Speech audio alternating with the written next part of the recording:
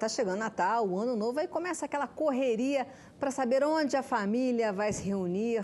E, claro, lugar em que se tem muita gente conversando, com opiniões diferentes, certamente pode acontecer um atrito entre os parentes. Às vezes essas brigas ficam mais pesadas. Então, como lidar com essa situação? Vamos saber com a psicóloga clínica Carmen Lúcia Brandão Zafalon, que está mais uma vez aqui com a gente. Boa tarde, tudo bem, Carmen? Tudo bem, boa tarde, Adriana, boa tarde, Leão, Boa prazer, tarde, boa tarde para todos. Doutora, eu tenho um trauma com essa história de briga em família no Natal, viu? Uma vez eu fui visitar minha avó, no Natal, a mãe do meu pai, e tinha uma tia, uma tia-avó lá, que de repente, na hora que a gente estava lá na confraternização, ela virou e falou assim, não cumprimento você, falou pro meu pai, não que isso já era bem pequeno, e ela falou, porque você chamou meu filho de ladrão hoje. E assim, meu pai, uma pessoa gentilíssima, e meu pai tinha encontrado o filho dela de manhã, que ele tinha ido lá desejar Feliz Natal, e meu pai tinha batido nele assim, falou, você está tudo aí? Como se dissesse, você está precisando de alguma coisa? Porque meu pai era meu padrinho do menino. E aí, acho que ele chegou em casa e falou, ou ela inventou, não sei, que meu pai tinha chamado ele de ladrão, por causa dessa frase do meu pai. Aquilo virou uma briga de família, que nós ficamos anos rompidos, assim, né? Inclusive com a minha avó, porque a minha avó protegeu essa tia e tal, enfim. Uma confusão danada. Eu tenho trauma disso. É um acontecimento muito comum, né? As pessoas acabam não se encontrando tanto durante o ano todo e é um momento de se encontrar. Então, se enfrentarem neste momento, enfrentar tudo que foi vivido, tudo que foi falado, tudo que foi pensado. Então, as pessoas acabam se equivocando e querendo resolver algumas coisas neste momento. Né? E aí vem todas as questões, os dramas, os traumas. E aí, qual o seu conselho, numa hora dessas, por exemplo, que o Leão passou? As pessoas precisam se preparar e entender o propósito da festa, do encontro. Né? As pessoas estão lá numa confraternização de um momento que se remete à paz, esperança, novo momento, renascimento. Então, se prepare. Saiba que não é a hora de resolver nada. O que você não resolveu nos últimos meses, nos últimos anos, não vai ser naquelas 4 ou 5 horas que você vai resolver de novo. O espírito desarmado, né? Sim, né? Sim. Ou ao contrário, armado, preparado para evitar a provocação. Nesse caso, a gente estava preparado, mas é uma coisa inusitada. É que o desarmado é justamente realmente o preparado, Adriana. Você tem que saber que pode acontecer alguma coisa, é um momento muito frutífero para isso. Então, eu não vou resolver nada ali, ok? Cada pessoa tem seu jeito, seu estilo, a sua forma de viver, vamos respeitar. No final das contas, tudo é família mesmo, a gente tem que deixar um pouco por menos as coisas. Então, como não cair nas armadilhas das indiretas? Você simplesmente tem que entender que aquela pessoa está tendo a necessidade de tentar te ofender, tentar te magoar, tentar te agredir, mas a sua resposta, sim, é a sua parte dos 50% dessa história, né? Então, 100%, 50% é meu, 50% é do outro. Eu preciso entender que ela pode até fazer isso, mas eu não preciso cair. Eu tenho que entender que eu tenho que refletir, eu tenho que pensar, naquele momento não resolve, eu sou melhor do que ela, no sentido de, às vezes, mais maduro, mais respeitoso, mais humano. Então, assim, vamos colocar um espírito mais positivo nessa situação e não entrar nesse joguete. Perfeito.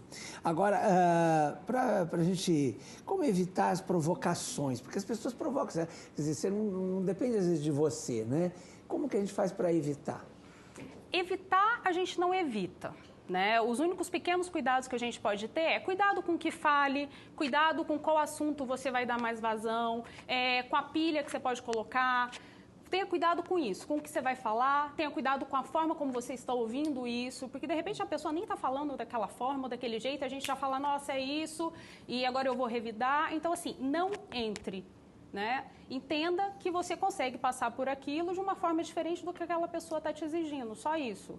Ô, Carmen, muitas vezes também as pessoas passam do ponto na bebida.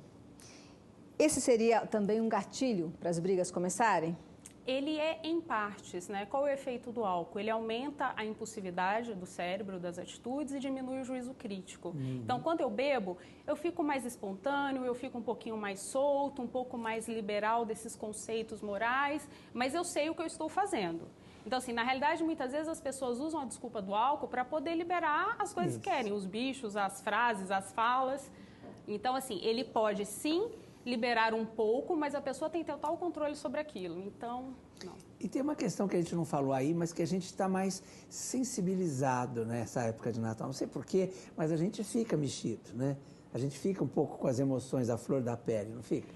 Sim, por N motivos. O primeiro, a gente é bombardeado nessa época do ano para isso, né? São várias mensagens, várias imagens, várias músicas que nos remetem a esse processo de pensar o que foi o meu ano, pensar o que eu quero para o próximo, pensar se as coisas estão bem ou não estão na minha vida, né? É o momento que as caridades aparecem, afloram. Então, tudo isso vai realmente remetendo. Então, vamos estar mais fragilizados, mas podemos perfeitamente nos preparar para isso. E usar de uma forma positiva, né? Pegar o lado bom dessa história toda em vez do ruim. Ô, Carmen, e os anfitriões dessa festa também podem ter um papel muito importante, né? Também para ficar atento ali, né? Sempre com o olho nos convidados, para saber o que está se passando, se alguém está passando um pouco do ponto da bebida, não é? Também eu acho que é um conjunto. Às vezes a pessoa também está distribuindo muita bebida, você está vendo que uma pessoa está ficando num descompasso. Que também é uma evitar... faca de dois gumes, né? Como eu disse, porque de repente você vai lá falar para a pessoa, maneira um pouquinho, de repente a pessoa se ofende, né? E aí piora tudo, né? É que eu acho que justamente isso também entra na preparação, né? Se eu conheço já uma dinâmica da minha família ou dos meus amigos, seja quem for, até nisso eu tenho que me preocupar para ter um ambiente bom, uma festa gostosa para todo mundo. Então, assim, por exemplo, uma família que tem grandes questões emocionais, vamos brincar de amigo secreto, mas trazer isso de uma forma positiva. E não vamos brincar de amigo da onça. Né? Então, se a pessoa tem a tendência a beber mais, diminui um pouco a bebida. Você sempre consegue fazer alguns ajustes que sim vai fazer essa festa transcorrer de uma forma tranquila e feliz para todo mundo, que é um indício, né?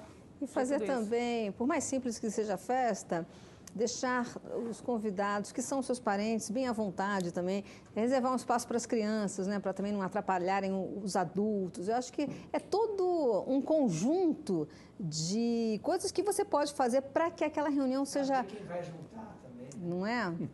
Quem vai sentar do lado de quem... É verdade, eu acho que se nós conseguirmos pensar nas pessoas e pensar no intuito porque estamos abrindo a nossa casa para receber essas pessoas, é ter todos esses cuidados que são necessários para realmente ser uma festa muito boa, gostosa e que as pessoas saiam com aquela sensação de que eu quero voltar ano que vem. E eu quero essas pessoas na minha vida ano que vem. Tá certo. Muito obrigada, então, Carmen, pela sua presença. E a gente tem sempre que lembrar, né, que festa de final de ano é para confraternizar.